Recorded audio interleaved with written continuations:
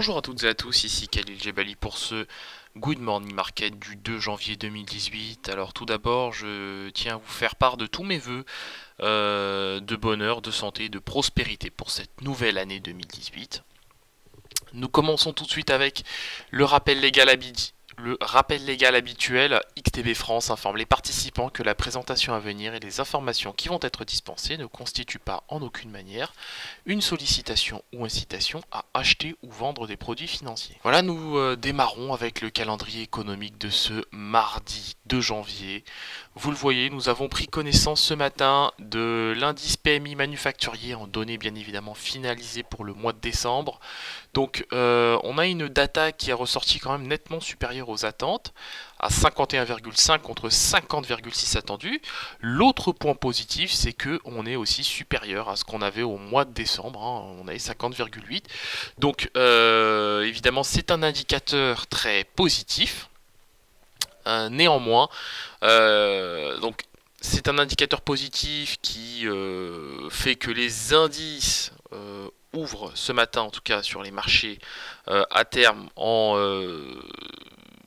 on va dire, bon, c'est en ordre dispersé, puisqu'on a quand même un DAX qui perd un peu de terrain, moins 0,6, on a un CAC qui lui est à l'équilibre, l'IBEX 35 est lui aussi à l'équilibre, même en territoire positif, bien ancré, même en territoire positif je devrais dire, mais voilà, on voit bien que cette toile de fond reste fragile, on voit que les futurs américains, eux de leur côté, sont en territoire positif, donc on va parler effectivement d'ordre dispersé pour l'ouverture de ce matin. Par ailleurs, nous prendrons connaissance aujourd'hui d'une salve d'indicateurs, hein, notamment de PMI manufacturier, vous le voyez à l'écran. Donc ceux qui vont nous intéresser, c'est bien évidemment le PMI manufacturier allemand, attendu à 63,3 points. Ça va pas être facile à faire, hein, mais bon, a priori, on a toujours un peu d'activité au mois de décembre, donc ça devrait pas être trop compliqué. Et bien évidemment, le PMI manufacturier de la zone euro et du Royaume-Uni, voilà. Donc ce sont des datas qui vont nous intéresser. Dans l'après-midi, on prendra connaissance à 15h45 du PMI manufacturier aux États-Unis pour le mois de décembre évidemment. Nous prendrons connaissance un quart d'heure avant la publication du PMI manufacturier américain, du PMI manufacturier canadien cette fois-ci.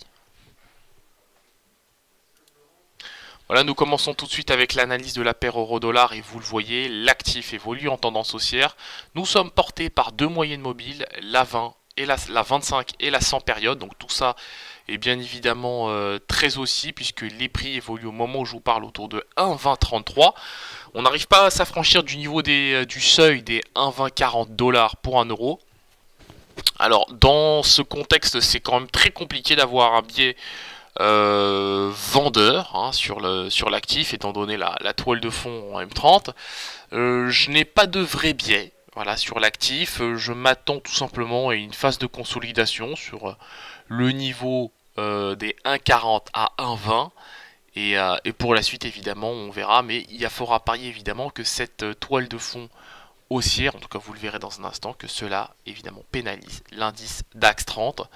On va le voir dans un instant. Voilà, donc le DAX 30 effectivement qui est pas pénalisé, mais je dirais même lourdement pénalisé. Vous voyez, je l'attendais plutôt sur le seuil des 12 850 et on est déjà sous ce niveau de prix. Donc les vendeurs sont à la manœuvre évidemment. Donc dans un tel contexte, j'ai un biais vendeur sur l'indice DAX 30. Voilà. J'ai tout simplement un biais vendeur sur notre indice DAX 30 et je pense qu'on va très vite faire le niveau des 12 800 points sur cet indice. Voilà. Le gold. Le gold qui poursuit son ascension, donc on a bien fait le niveau des 1309 $ l'once.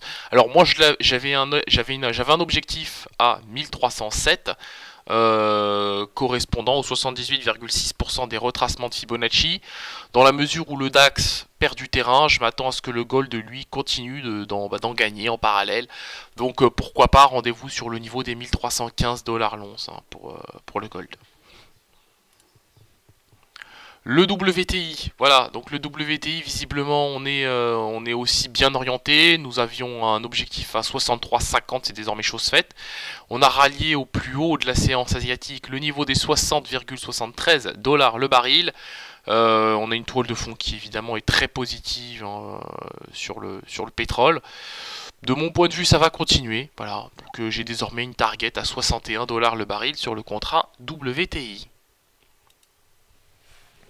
La paire USD-Yen, donc forcément hein, dans un contexte pareil, et en dépit évidemment des bons chiffres chinois, eh bien nous observons que les indices perdent du terrain. Le gold en gagne, et donc par voie de conséquence, le yen se renchérit, donc nous sommes bien dans une trame flight to quality, fuite évidemment vers les actifs de qualité, et parmi eux il y a bien évidemment le yen. Ce qui explique évidemment ce matin la correction de la paire USD-Yen sur le seuil des 112,5 yens. Alors pour le moment on est à 112,55. Je pense qu'on va très vite retrouver le niveau des 112,48 yens pour un dollar. Donc j'ai bien évidemment un biais vendeur sur la paire dollar-yen. La volatilité, donc je le disais, contre toute attente, nous avons des indices américains qui pour le moment, hein, je parle pour les contrats à terme évidemment, qui pour le moment évoluent en territoire positif. L'indice S&P 500 gagne 0,1% à 2678 points, donc quasiment 2679.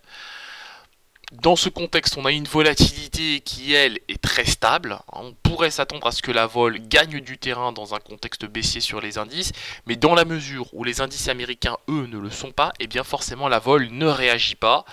Donc je m'attends tout simplement à ce que cette phase de consolidation se poursuive, hein, à l'image de ce qu'on avait la semaine dernière, sur la fourchette 11,3, 11,15% de volatilité sur notre indice S&P 500. Voilà, nous terminons avec l'indice S&P 500. J'en parlais à l'instant, nous sommes sur le seuil des 2678 points, 2678,1 points. Je m'attends évidemment à ce que nous retrouvions ce contexte baissier, le niveau des 2676, ça permettra de réaliser un double bottom sur ce niveau d'ailleurs. La question sera de savoir si nous allons poursuivre la baisse en direction des 2673 ou si nous allons tout simplement retrouver des couleurs en direction des 2680. Vous l'aurez compris, j'ai clairement un biais neutre sur cet actif et j'attendrai effectivement le retour des volumes américains en début d'après-midi pour me décider tout simplement sur cet actif. Voilà, on se quitte sur cette note. On se retrouve comme d'habitude aujourd'hui à 15h15 pour notre live trading. Ce sera bien évidemment de faire l'occasion de faire le point sur les actifs que nous avons évoqués ce matin. Merci beaucoup et à tout à l'heure.